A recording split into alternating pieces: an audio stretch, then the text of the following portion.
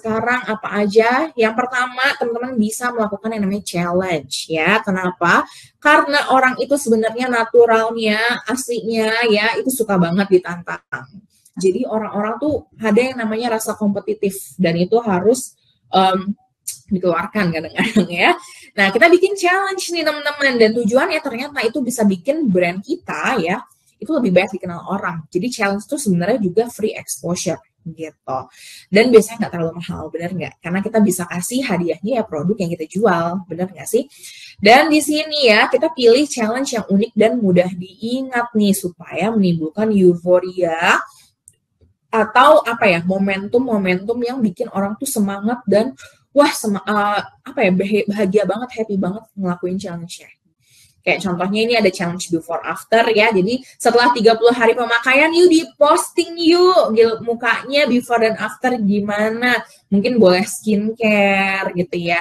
Terus apalagi nih misalnya jamu misalnya atau misalnya obat-obatan yang diminum untuk kulit gitu kan itu biasanya nanti kan bisa kelihatan gitu penumbuh rambut, penumbuh bulu mata gitu kan itu juga bisa atau misalnya pupuk gitu kan pokoknya sesuatu hal yang bisa diukur tuh hasilnya gitu. Nah, itu boleh pakai challenge. Oke, selanjutnya teman-teman bisa bikin tren baru ya. Kayak contohnya yang baru-baru ini kan sempat ada tren yang lagi in tuh tiba-tiba orang-orang jadi berkreasi dengan mie instan yang mereka punya di rumah, bener nggak? Gitu. Dan kita boleh banget loh misalnya jualan kita tuh produknya apa, kayak contohnya misalnya jualan kita adalah makanan bakso aci gitu. Oh ternyata kita bikin tren baru aja, oh bakso acinya ternyata kalau misalnya dimakan sama kuah kari itu lebih enak gitu. Atau misalnya bakso acinya dicampur susu gitu itu ternyata lebih enak gitu. Pernah dengar nggak tren makan mie instan dicampur es krim? Itu kan cukup bikin kita emang enak, terus bikin orang penasaran kan mau coba gitu dan viral gitu kan. Nah ini yang bisa bantu teman-teman dapetin free exposure juga terutama mengenai produk yang teman-teman jual. Dan selanjutnya teman-teman juga bisa pakai promosi nih lewat games ya. Jadi games itu kan supaya kita tuh lebih deket ya, karena kan masuk ke entertainment. Entertainment itu bikin kita lebih dekat sama followers dan pembeli-pembeli kita gitu. Nah, kita bisa bikin permainan-permainan seperti ini nih, teman-teman Shopee Seller. Jadi kita misalnya bikin games kayak gini, cari perbedaan dari 2 gambar gitu. Itu komen minimal 5 perbedaan di kolom komentar gitu. Nah, itu bisa tuh teman-teman ya di media sosial. Yang menang nanti akan dipilih pemenangnya atau diundi gitu, itu bisa juga. Atau misalnya orang itu harus reposting gitu ya di story-nya sambil jawab terus mention 3 temennya gitu ya yang beruntung nanti teman-teman bisa kasih hadiah gratis atau apa. Nah itu juga bisa lewat games-games seperti ini. Atau misalnya cari kata atau cari emoji gitu ya itu juga bisa gitu kan. Misalnya teman-teman selipin di deskripsi produknya teman-teman di Shopee gitu kan. Nah itu bisa juga bikin game seperti itu. Atau treasure hunt, jadi berburu harta karun. Treasure itu kan harta karun, hunt itu berburu, jadi berburu harta karun gitu. Terus juga kita bisa nih masukin mungkin hadiah-hadiah menarik atau kupon-kupon di produk-produk yang kita jual gitu kan. Atau misalnya teman-teman mungkin boleh berangkat dari potongan harga aja dulu gitu.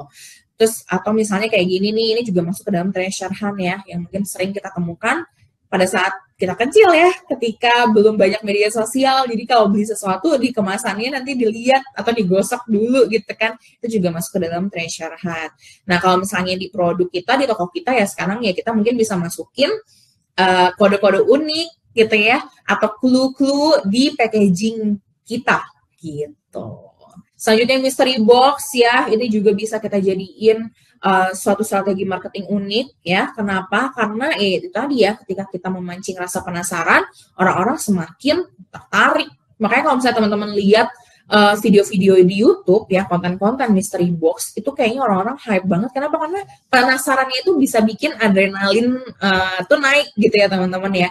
Ketika unboxing produknya, padahal pas unboxing loh kok gitu lucu ya biasanya. Nah ini saat yang tepat banget nih teman-teman untuk kalau misalnya teman-teman mau habisin stok lama yang lagi dead stock nih, atau lama keluarnya, atau sebelum expire atau gimana, nih teman-teman bisa keluarkan dalam bentuk mystery box. Atau teman-teman mau recycling produk ya, teman-teman mau masukin season yang lebih fresh gitu ya, produk-produk yang terbaru, itu teman-teman bisa pakai mystery box nih untuk keluarin gitu ya.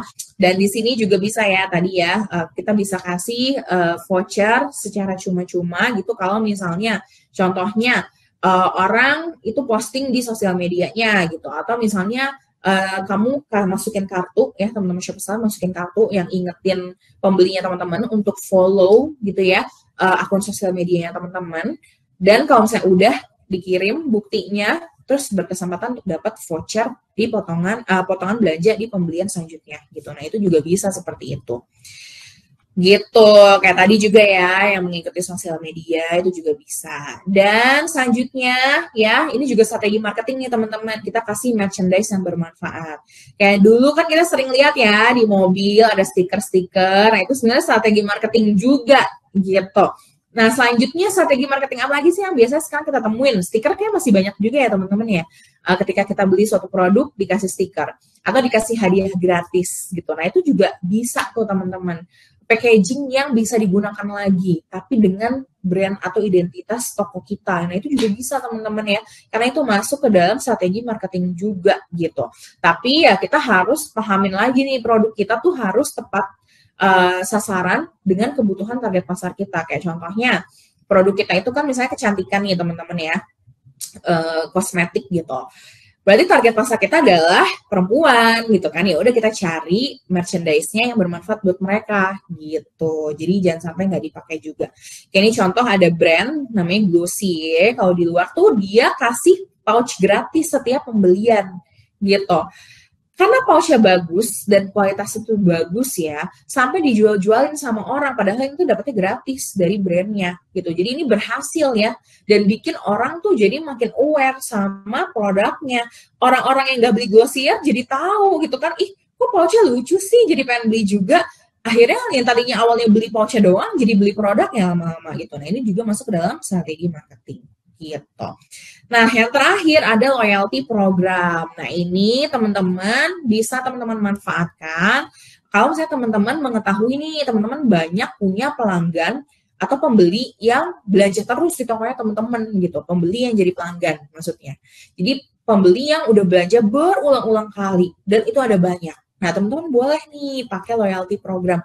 Walaupun ya mungkin kita belum bisa kayak Starbucks, nggak apa-apa. Tapi teman-teman bikin ala-alanya teman-teman aja, nggak apa-apa. Itu nggak apa-apa banget gitu. Jadi misalnya dengan pembelian 10 kali, itu dapat produk gratis gitu. Atau misalnya dapat potongan yang lumayan besar ya, kayak 30% atau 40% di produk-produk tertentu yang memang udah teman-teman siasatin gitu. Nah, itu nggak apa-apa banget gitu. Teman-teman bisa terinspirasi dari loyalty program ini.